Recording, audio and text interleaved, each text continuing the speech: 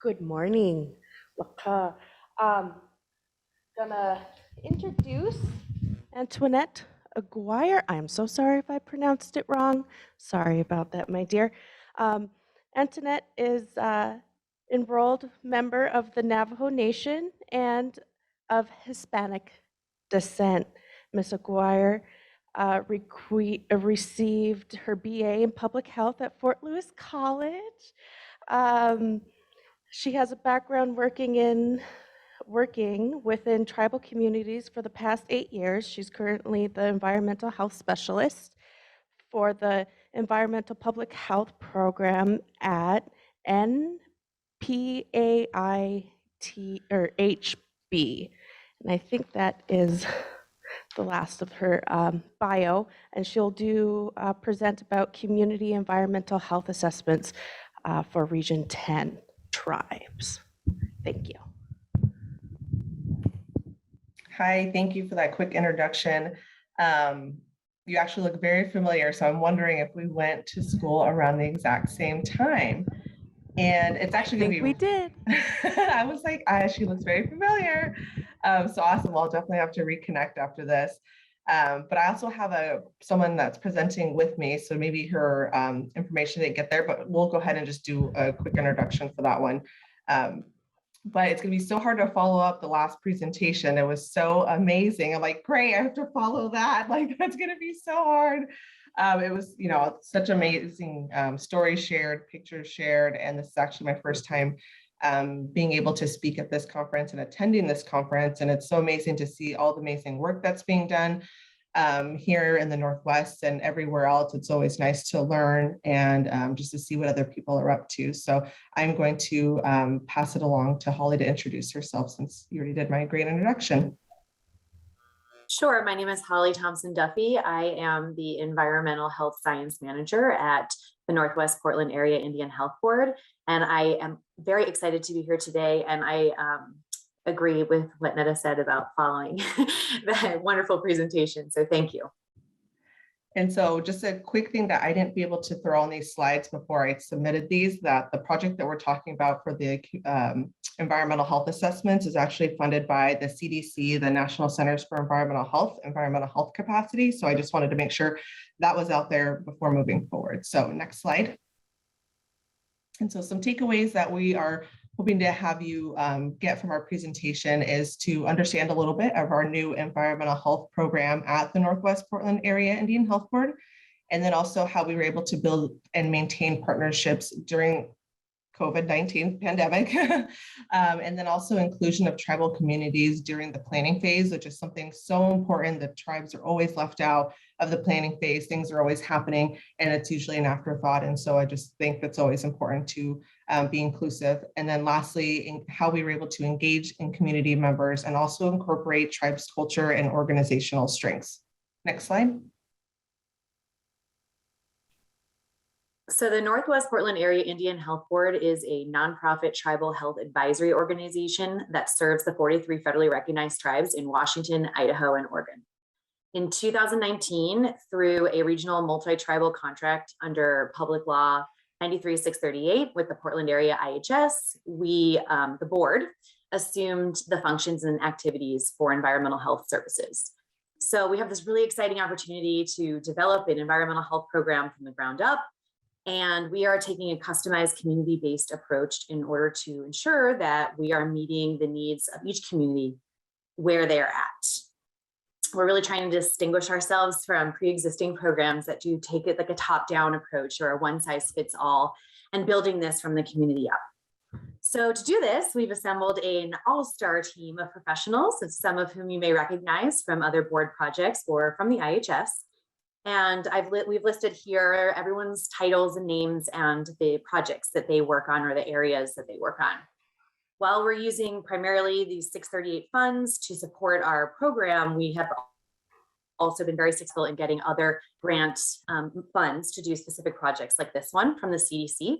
And for this project, Antoinette and I are the leads, and we also have the support of our environmental health informatics specialist, Nicole Smith, and she's a very valuable part of this effort. So as part of our development of this program, we're committed to using the 10 essential services of public health as our core guiding principles and our foundational elements of practice. And the 10 essential services, just in a nutshell, is like a framework for public health practice, which details activities that all communities should take in order to promote and protect the health of their people, its peoples. Next slide, please. So our community environmental health assessment and improvement and corresponding improvement plans, they are address the first two areas of the 10 essential services, which are to assess and monitor population health, and then to investigate, diagnose, and address the health hazards and root causes. So the assessment part actively engages with community members in identifying and addressing their environmental health concerns and needs through the systematic collection, analysis, and interpretation of a set of data indicators that are tracked over time. The corresponding improvement plan uses that information and develops this long-term systematic plan to address those needs and issues. It is our goal to update these on a routine basis as needed, and it will become a fundamental part of our service delivery program to ensure that we're addressing the actual needs of those that we serve. So together, the assessment and the plan create a profile, a community environmental health profile, which can help plan and coordinate tasks to meet those health goals. Also, the profiles can be used to determine how and where resources may be allocated. It can also be used for grant proposals, developing projects, identifying interventions, implementing policies. So there's lots of ways in which these profiles can be used to guide activities to meet goals. Some of the long-term goals and outcomes of the project are to have improved community environmental health status and population health, strengthening partnerships both within the tribe, but then also with federal, state, local agencies, improved organizational coordination and collaboration, identifying strengths and weaknesses to addressing issues and needs, increased knowledge about public health, specifically how environmental factors affect health, and then having baselines to evaluate performance and the impact of interventions or policies. So our first step here was really developing these SOPs. And so we have a comprehensive document that lays out the process for promoting and partnering with tribes, collecting primary data through community surveys and key informant interviews, collecting secondary data, generating reports, getting feedback from the community on these reports, and integrating that back into the profiles. Additionally, we created a master list of survey questions that can be used to get information from the community. We have report templates, and we also put together a pretty comprehensive research proposal that goes into our methods and our process and has a timeline included in there. As far as partnership goes, Antoinette's gonna go into this, but I just wanna reiterate that this effort really needs to be done in partnership with the tribe, and we recognize the value and the importance of the active community engagement in developing these profiles. There really can't be a community environmental health assessment without the community involved. So at this time, we are offering a variety of resources and tools to help support the effort in the communities that we're working with. And they include a tablet, and this is from the CDC's funds. So it includes a tablet, a subscription to some data software, Esri and Tableau, as well as a GPS unit. And then using separate program dollars, we have some funds that we are giving to partners for this to help incentivize that can be used anyway, really, but can be used to incentivize community engagement, have public meetings, covering staff times, or whatever needs there may be. There's a chunk of money there. Next slide, please. All right, so an environmental health indicator refers to data that provides information about a population's health status with respect to the environmental factors. And this data is initially collected and then tracked over time, right, to evaluate activities and interventions. So we did utilize the social ecological model as a systems level approach to understand the relationships and relations between personal, social, and environmental factors. And we used that to identify a series of standard kind of indicators. We were also limited by what data was available, so that factored in as well. However, with the standard set of data indicators that we have, the first thing that we do when we're working with a tribe is to go through that and adjust to meet their needs and interests. So it's very flexible, and we can take things out, put things in, whatever the tribe wants to do there. I put a little snapshot here in the bottom of the slide of what that data indicator list looks like. And so in that left-hand column, we have the actual indicator listed. In the middle column, we have possible data sources, which for the purposes of this project primarily include like publicly available data sources, like the EPA's toxic release inventory, community input through key informant interviews or surveys, and then tribal data. And when we're talking about tribal data, it might include clinical data that looks at health outcomes, but also data from environmental programs to get a better understanding of the environmental conditions that exist. I think one of them on there is water and stream quality, for example. So we broke up this indicator list into three main categories. We have the social and environmental determinants of health, which are factors, that of the environment that influence health. And so we have, social factors, ecosystem threats and pressures, outdoor air quality, water quality, climate change, and the built environment, like housing conditions and things like that. We also have a list of indicators related to health outcomes, looking at both acute and chronic conditions over rates over a 5-year period. And we're looking at GI illnesses, vector-borne diseases, pesticide and chemical exposures, childhood lead poisoning, waterborne illnesses. And then for the chronic diseases and illnesses, we're looking at prevalence of asthma and cancer incidence rates. Lastly, we have a set of public health infrastructure indicators, and those really come into play when we're developing those improvement plans to kind of assess capacity and resources available. So there, we're looking at planning and assessment activities related to climate change, emergency preparedness, and other things. We're also looking to assess policies in tribal environmental health codes, both the number of them and then the nature of them, like food safety, housing codes, things like that. And we're also looking at available funding. So I think that I'm going to pass it over to Antoinette now.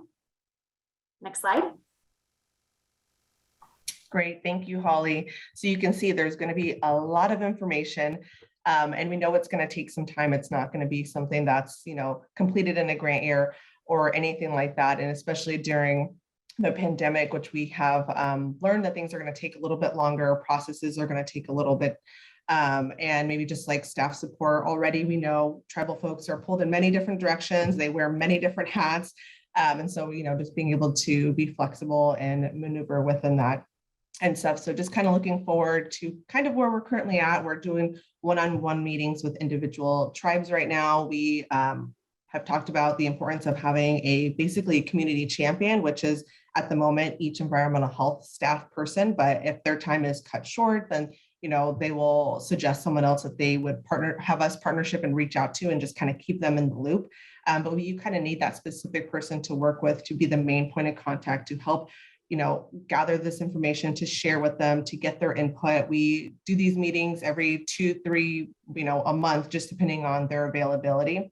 So we're just meeting them where they're at and seeing, okay, this is the information we gathered, review it, let us know what you think, what other data do you want, what don't you want, and just kind of highlight basically all of the indicator lists of how you want those profiles to look for your community. What do you want to highlight? And of course, we'll keep everything in there, and they just may not be on the main front page that you are seeing that's of importance.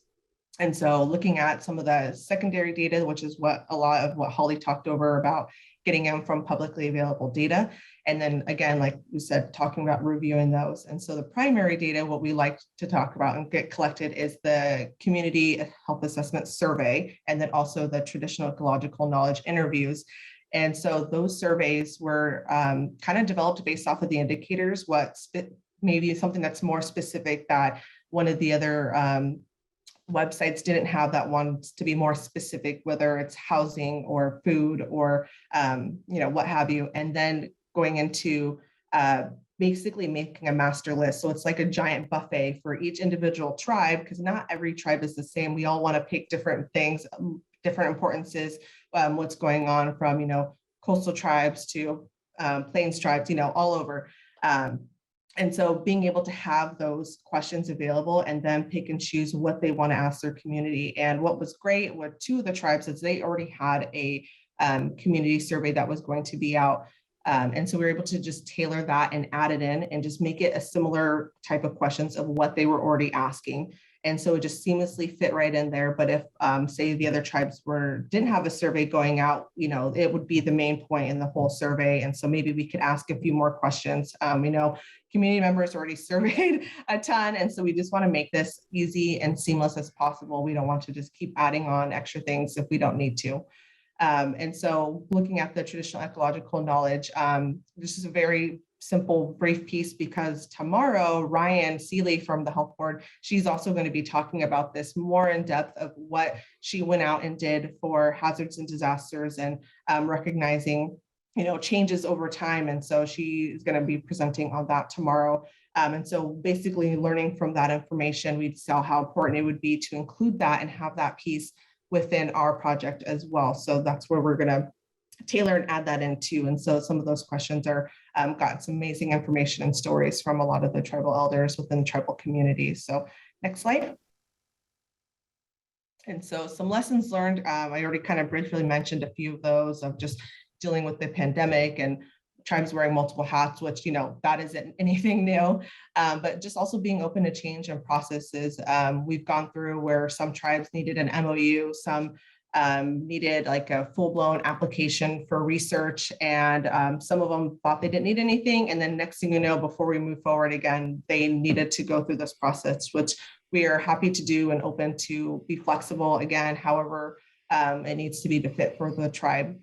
And then also just kind of our goal was to create sustainability within each tribe and eventually we're going to start training staff members on how to be able to collect the information and data that Holly and I have gone through and collected based off of those indicators. Each website can be very messy, and trying to figure out where to pull things from is very cumbersome and time consuming. And so that's why these profiles are not going to be updated until every 2 to 3 to 5 years, just because it is a lot of information and it's a lot in the forefront. And so being able to get all this laid out, it'll be something that we want the tribes to be able to sustain from themselves, and not having us come in and just being able to do that with their own efforts and stuff. And we're always, of course, going to be there for any assistance and questions. But yeah, we know how I'm sorry, I'm having a little brain fart, but we know how independent tribes are, and they can do this themselves. So next slide. And yeah, I was trying to go fast. I know we were a little short on time with the last presentation, which I was like, more pictures, more pictures. But Holly and I are totally here to help, have questions.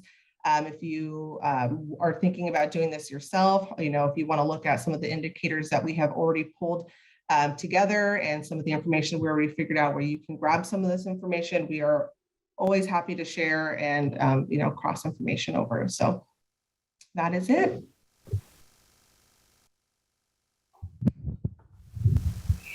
Thank you very much. We do have just a moment or two for questions. So if there are any questions, just a reminder, you can enter them into the chat, or you can, under reactions, use the raise hand feature, and we can ask that verbally. So we'll give it just a moment, see if we have anything that comes in.